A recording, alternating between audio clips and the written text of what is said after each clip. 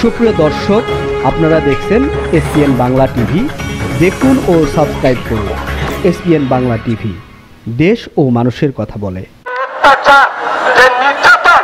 সেটার প্রতিবাদ করছি আমরা প্রতিবাদ করতে গিয়ে প্রেস ক্লাবে মন্দির হোসেন ভাই সহকারে 40 জন লোক আমরা ছিলাম। কোথায় আর লোক ছিল না। আমরা এই ডক্টর ইউনূস সাহেবের ব্যাংক বাঁচানোর জন্য এবং তার ইজ্জত বাঁচানোর জন্য আমরা এই 40 জন লোক জায়গায় জায়গায় চিপায় আমরা মিটিং করছি, মিছিল করছিলাম। তখন আমাদেরকে পুলিশ দৌড়ানি দিয়েছে, হয়রানি করেছে, সব জায়গায় জায়গায় আমরা হয়রানি হয়েছি। আমরা ডক্টর ইউনূসের থেকে কিছুই চাই না। আমরা চাই এই দেশটা উন্নত করার জন্য, আমরা এই দেশটা চাই সোনার বাংলা করার জন্য। ডক্টর ইউনূস সাহেবকে প্রেসিডেন্ট চাই আমরা প্রেসিডেন্ট চাই ডক্টর ইউনূস সাহেবকে।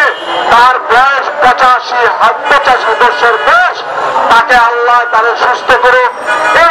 এই অবস্থায় আমি ধন্যবাদ জানাই সেনাবাহিনীর প্রধানকে, আমি ধন্যবাদ জানাই ডক্টর ইউনূসকে। আমি এই কারণে বলছি, তারা আমরা প্রেসিডেন্ট চাই। বর্তমান যে প্রেসিডেন্ট আছে সেই ইসলামী ব্যবহারতে সমস্ত ব্যাংকের ডাকাতি করছে।